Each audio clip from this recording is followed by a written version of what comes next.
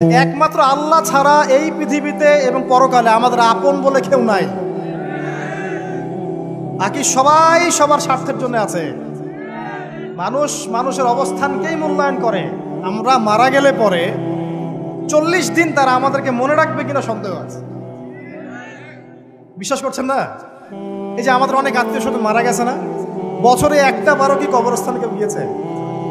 হয়তো যায়, মৃত্যুবার্ষিকী ওই দিন যায়, তাই না?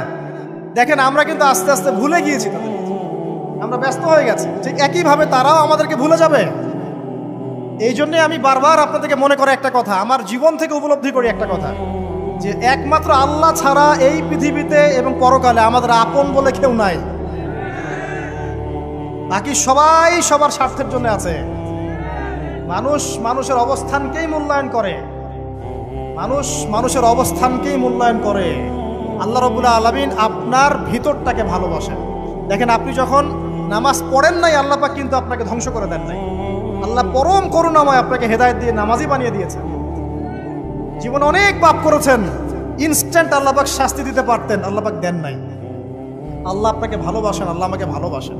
আল্লাহ পাকের এই ভালোবাসার ঋণটা শোধ করার জন্য হলেও নামাজি হয়ে যান, আল্লাহর পথে ফিরে আসেন, দিনের জন্য কিছু করেন, দিনের ফিকির করেন, পড়াশোনা করেন। প্রিয় ভাইরা, আল্লাহ পাক তৌফিক দান করুন। দেখুন, এই রিবা থেকে দূরে থাকার জন্য একটা হাদিস যথেষ্ট, যে 4 শ্রেণীর মানুষকে আল্লাহ রাসূল সাল্লাল্লাহু আলাইহি ওয়াসাল্লাম লাআনত করেছেন, অভিশাপ দিয়েছেন। ইনশাআল্লাহ আজকের লেকচার যাদের কানে যাবে, আমরা যদি না খেয়েও মরে যাই, আল্লাহ পাক না খেয়ে মারবেন না ইনশাআল্লাহ। রিজিক আছে, খাবো ইনশাআল্লাহ। কিন্তু হয়তো বা অভাব হবে, টাকা পয়সা একটু কম হতে পারে, অন্যের 10 তলা ফ্ল্যাট হবে, আমার হবে না, ঠিক আছে? অন্যের এত বিঘা বিঘা জমি আমার হয়তো হবে না।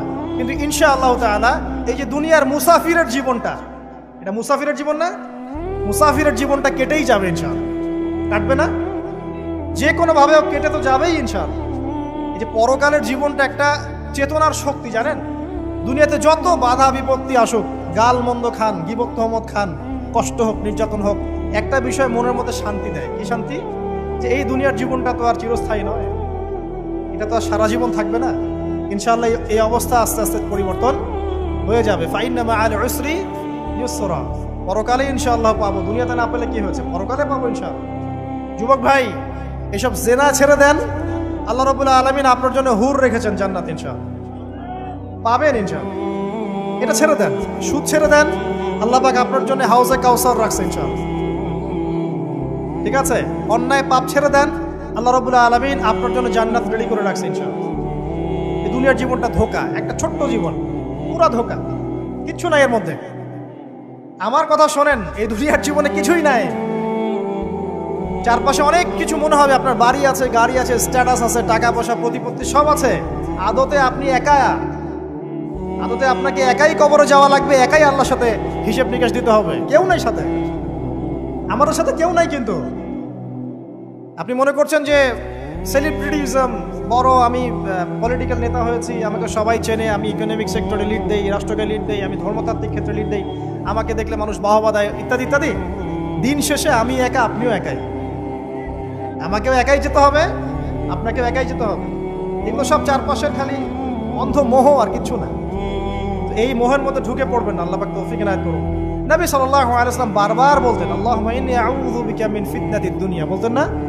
হে আল্লাহ, আমি এই দুনিয়ার ফিতনা থেকে তোমার কাছে আশ্রয় প্রার্থনা করছি। ওয়া ইন্নী আউযু বিকা মিন ফিতনাতিন নিসা, আমি মহিলাদের ফিতনা থেকে